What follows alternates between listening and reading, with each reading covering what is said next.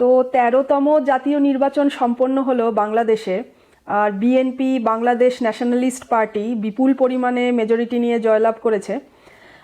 ৩০০টির মধ্যে ২৯৮তে ফল ঘোষণা হয়েছে, যার মধ্যে বিএনপি পেয়েছে ২১২, আর জামাতে ইসলাম সে পেয়েছে ৬৭। মোটামুটি এটাই খবর।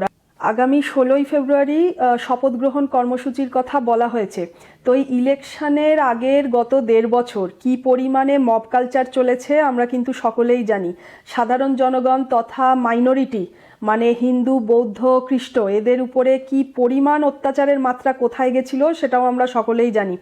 এখন এই ইলেকশনের ফলাফলের যেটা ইলেকশনের রেজাল্টের যে ফল, তাতে সামগ্রিকভাবে বাংলাদেশের পরিস্থিতি কিছুটা ভালো হবে সেটা তো আশা করা যায়, কিন্তু মাইনরিটিদের অবস্থার কোনো উন্নতি হবে সেই আশা না করাই ভালো। গভর্নমেন্ট চাপে পড়ে কাগজে কলমে যদি বা কিছু সাহায্য করে, তবুও ওভারঅল মাইনরিটির পরিস্থিতি যে পরিবর্তন হবে তা কখনোই আশা করা যায় না। কেন? কারণ বাংলাদেশের এতকালের হিস্ট্রি কিন্তু তাই বলেছে। তারা চিরকালই কিন্তু এই মাইনরিটি সিকিউরিটি দিতে ব্যর্থ হয়েছে। ১৯৭১ সালে এতটা র্যাডিকালাইজেশন ছিল না বাংলাদেশে যা আজকের দিনে আছে। তো সেই দিনের তখন থেকেই এদের কোনোদিন মাথা ব্যথা ছিল না মাইনরিটি সিকিউরিটি নিয়ে। তো আজকের দিনেও তা আশা করা খুবই হাস্যকর। ১৯৭১-এ কিন্তু বঙ্গবন্ধু এই জামাতদের উপরে ব্যান লাগিয়ে দিয়েছিলেন, জামাতে ইসলামের উপরে, কিন্তু এই বিএনপি আবার ১৯৭৯ সালে এই জামাতের উপর থেকে ব্যান তুলে নেয় এবং এদেরকে মেন স্ট্রিমে ফিরিয়ে নিয়ে আসে। আর তারপর থেকে এরা ধীরে ধীরে শক্তি সঞ্চয় করতে থাকে। ২০০১-এ এদের সাহায্যেই কিন্তু বিএনপি একবার ক্ষমতায় এসছিল, আর তখন এই জামাতরা ১৭টা সিট পেয়েছিল, আর আজকে এই জামাতরাই ৬৭টা সিট পেয়েছে। এর মানে কি দাঁড়াচ্ছে যে যত দিন এগিয়েছে এই বাংলাদেশে র্যাডিকালাইজড থটসের লোকেদের সংখ্যা কিন্তু বেড়েছে, কমেনি। সেই জন্য বিএনপি জিতেছে বলে বাংলাদেশ আবারও সোনার বাংলাদেশ রাতারাতি হয়ে যাবে, কোনো খুন রাহাজানি থাকবে না, এটা ভাবনা চিন্তা করাও একটা অলীক কল্পনা।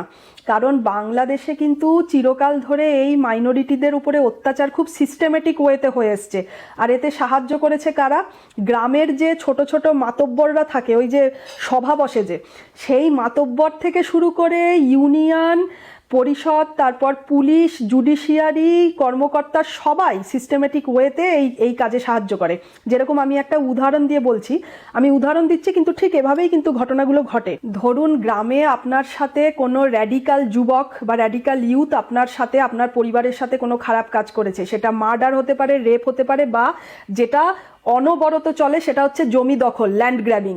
তো এবার আপনি গ্রামে যে মাতব্বরদের সভা বসে সেখানে গেলেন, সেখানে কমপ্লেন করলেন, তারা মজা নেওয়ার জন্য আপনার মাথায় হাত বুলালো, পুলিশের কাছে গেলেন, কেস করলেন, পুলিশ আপনার মাথায় হাত বুলালো, তারা বলল সবাই মিলে আমরা পাশে আছি, কেস করার জন্য টাকা নিল, আসামিকে গ্রেপ্তার করবে তার জন্য টাকা নিল, তারপরে মানে আপনারই উপরে অত্যাচার হচ্ছে, আপনাকেই আবার টাকা দিতে হচ্ছে, সবখানে টাকার খেলা। এরপরে সবথেকে বড় হচ্ছে এই যে আপনি পুলিশ কমপ্লেন করলেন, তার জন্য আবার আলাদা করে আপনার উপরে অন্যভাবে অত্যাচার শুরু হয়ে গেল। ঘটনাও আপনার সাথে ঘটবে, ঘটনাতে বিচারের নামে প্রহসন সেটাও আপনার সাথেই ঘটবে। আর সুতরাং এই মাইনরিটি সেফটি নিয়ে আশা করা একটা সোনার পাথর বাটি। কারণ এই যদি বা সরকার কোনো ভালো ডিসিশনও নেয় চাপে পড়ে, আবারও বলছি চাপে পড়ে, তো তাহলে সেটাকে ইমপ্লিমেন্ট করতে হবে। ইমপ্লিমেন্ট কিভাবে করতে হবে? গ্রাউন্ড লেভেলে। আর গ্রাউন্ড লেভেলে কারা আছে? ঠিক এরা, যাদের কথা এক্ষুনি বললাম, মাতব্বর, পুলিশ, এরা।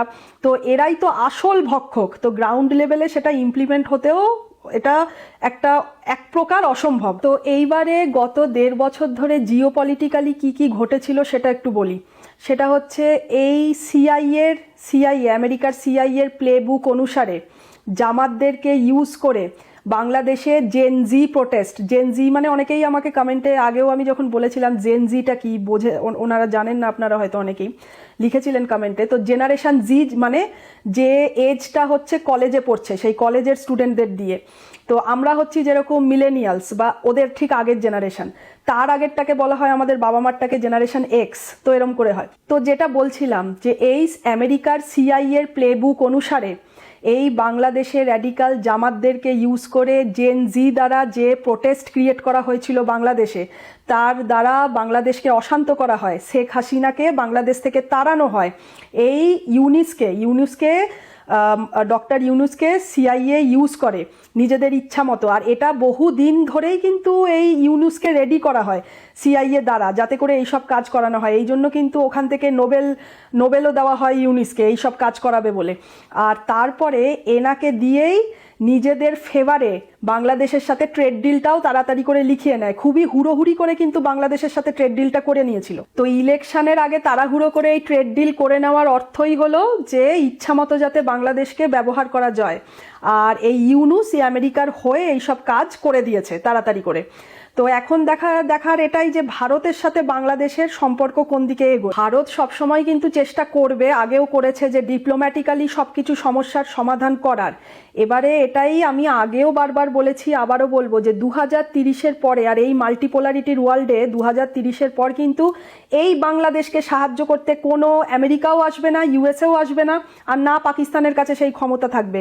সুতরাং এই পুরো রিজিয়নটার পুরো দায়িত্ব, এই রিজিয়নের সিকিউরিটি, এই রিজিয়নের ইকোনমি, সব কিছু দেখাশোনা, সমস্ত কিছু দায়িত্ব কিন্তু ভারতের হাতেই থাকবে। সুতরাং বাংলাদেশকে ইকোনমিক্যালি কোনো কিছু ঠিকঠাক ভালো করতে গেলে ভারতের সাহায্য নিয়েই করতে হবে।